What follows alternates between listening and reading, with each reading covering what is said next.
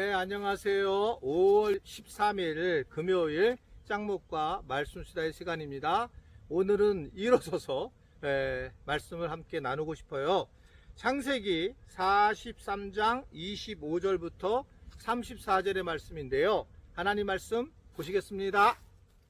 그들이 거기서 음식을 먹겠다 함을 들었으므로 예물을 정돈하고 요셉이 정오에 오기를 기다리더니 요셉이 집으로 오매 그들이 집으로 들어가서 예물을 그에게 드리고 땅에 엎드려 절하니 요셉이 그들의 안부를 물으며 이르되 너희 아버지 너희가 말하던 그 노인이 안녕하시냐 아직도 생존해 계시느냐 그들이 대답하되 주의 종 우리 아버지가 평안하고 지금까지 생존하였나이다 하고 머리 숙여 절하더라.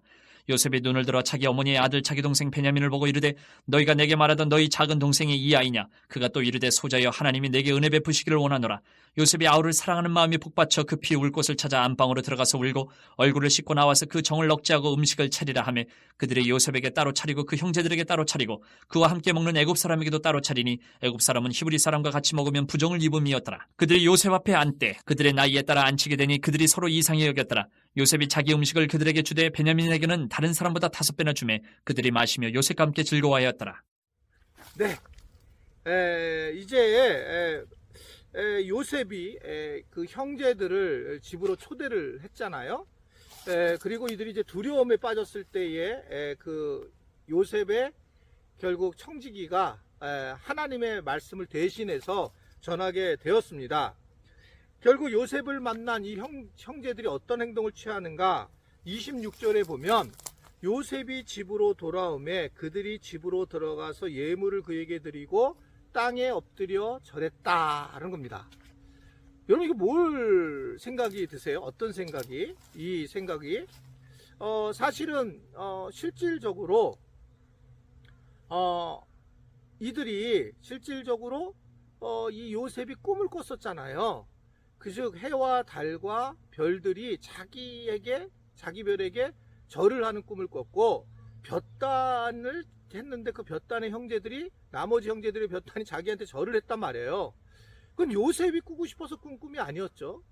결국 이 꿈은 하나님이 꾸게 하셨는데 오늘 보면 실제로 이 요셉에게 형들이 머리를 조아리면서 절을 하는 모습을 볼 수가 있습니다.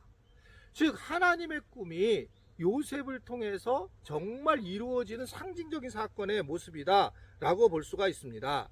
사실은 요셉은 그 사건 이후에 형들과 굉장히 어려움을 갖게 되고 사실은 어떻게 보면 굉장히 멀어지고 형들이 자기를 죽이려고 하고 미워하는 것 때문에 얼마나 자기 안에 있는 한이 가득했는가 라고 하는 걸 충분히 상상할 수 있어요.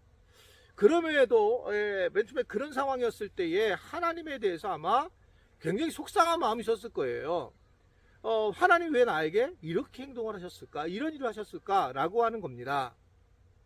그런데 하나님의 꿈이 이루어지는 것이 이렇게 보면서 아마 소스라치게 놀라게 됐지 않았을까라고 생각을 하게 됩니다. 저도 개인적으로 저희 어머니가 무지 많이 기도했다고 그랬잖아요. 이런 산에 오게 되면 어머니가 막 늘 기도했던 이 바위에서 기도했던 그 생각이 많이 드는데 어머니가 기도하고 아무것도 이루어진 게 없는 거예요. 그런데 어머니가 나한테 기도하면서 늘상 얘기한 게 너는 전 세계에서 가장 유명한 부흥사가 되고 선교사를 가르쳐주고 그런 사람이 되기를 원한다라는 그런 얘기를 늘 해서 내가 웃기는 소리라 뭔 그런 소리를 하는가 라고 했는데 물론 그 정도는 되지 않았지만 어느 날 제가 선교사님들에게 강의를 하고 있고 또 우리 아들과 이 손주들이 또 며느리가 이렇게 또 정말 실질적으로 아프리카의 선교사로 나갔다는 것은 제가 보면 깜짝깜짝 놀라는 거죠. 어떻게 보면 어머니의 그 기도회가 이루어지고 꿈이 이루어지는 하나님의 꿈이 이루어지는 그런 경험들을 개인적으로 하게 되었다라고 하는 거죠. 결국 요셉도 마찬가지고 저도 마찬가지지만 하나님의 꿈을 이루게 되는 그런 모습들을 통해서 많은 것들을 우리가 다시 한번 이해할 수 있는 게 아닌가라고 하는 생각을 하게 됩니다. 우리도 마찬가지입니다. 우리가 이 땅에서 살면서 사실은 우리가 꿈을 갖다가 하나님 주셨는데 이루어지지 못할 때가 있는데 이것이 지금 우리가 당장 이루어질 때도 있지만 또 우리 후대에 가서 이루어지는 경우도 있고 또는 실질적으로 그 나중에 우리 인생의 나중에 가서 이것이 이루어질 때도 많이 있는 걸 볼 수 있어요. 그러면서 하나님이 살아계시는 걸 보고 하나님의 꿈이 이루어지는 것들을 보게 됩니다. 오늘 이 말씀은 결국 어디까지 연결될까요? 하나님은 예수 그리스도를 이 땅에 보내주셔서 우리의 죄를 구원하실 거라고 하는 그러한 모습을 우리에게 다시 한번 알려주는 거죠. 그래서 실제로 꿈이 이루어질 거다. 하나님의 꿈이 이루어지는데 하나님의 꿈은 우리의 죄를 대신해서 십자가에 대신 못 박히시는 것이다 라고 하는 이 복음의 핵심 메시지를 다시 우리에게 전해주는 그런 내용의 모습이라고 하는 것을 볼 수가 있습니다. 구원을 완전히 이루실 거라는 것을 요셉을 꿈을 이루면서 우리에게 알려주시는 것을 볼 수 있어요. 요셉은 이제 이 식사의 자리에서 베냐민을 만나게 됩니다. 동생이잖아요. 같은 배에서 태어난 동생. 그리고 이제 결국 사랑하는 마음이 복받쳐가지고 급히 안방에 들어가서 눈물을 흘렸다라고 하는 것을 이야기를 해요. 어떻게 보면 요셉의 가장 인간적인 모습을 그대로 나타나는 겁니다. 저는 신앙생활을 할 때 이 부분이 참 좋습니다. 예수님을 잘 믿고 또 목사님이라고 해서 이렇게 너무나 사람 냄새가 나지 않는 모습으로 살아가는 것에 대해서 굉장히 저는 참 어려운 마음을 가진 적이 많이 있어요. 물론 뭐 저도 지금도 청바지 입고 사실은 슬리퍼를 신고 이렇게 아이고 괜히 보여줬네. 이렇게 전하고 있지만 사실은 사람의 모습을 드러내는 것이 똑같은 사람이잖아요. 그런 모습을 보이는 것, 요셉이 특별하게 나는 달라, 내가 꿈을 꿔갖고 너희들이 나한테 절했으니 나는 달라 이렇게 했다면 어떻게 보면 이것은 요셉이 하나님의 사람으로 세우지 않은 거예요. 하나님의 꿈쟁이가 아닙니다. 근데 그는 인간적인 모습을 보이면서 그리고 사랑하는 마음이 복솟아 올라온다는 거죠.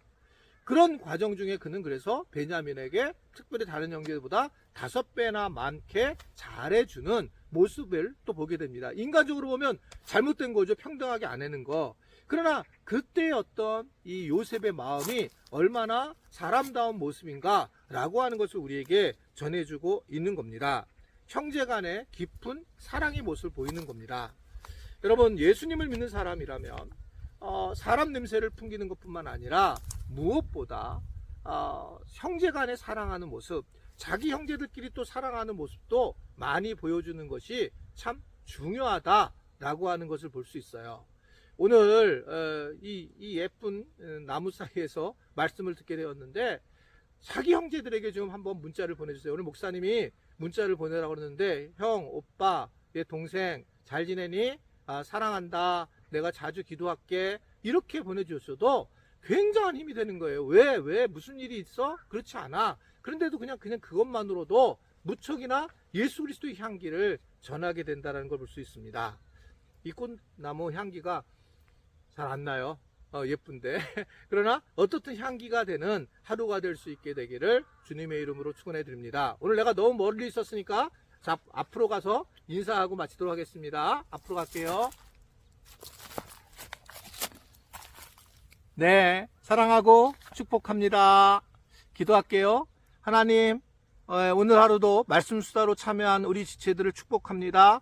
형제들과 또 자매들과 함께 아름다운 교제의 시간이 되게 하시고 하나님의 나라를 가까운 곳에 전할 수 있는 우리 모든 지체들이 되도록 축복하여 주옵소서. 예수님의 이름으로 기도드리옵나이다. 아멘.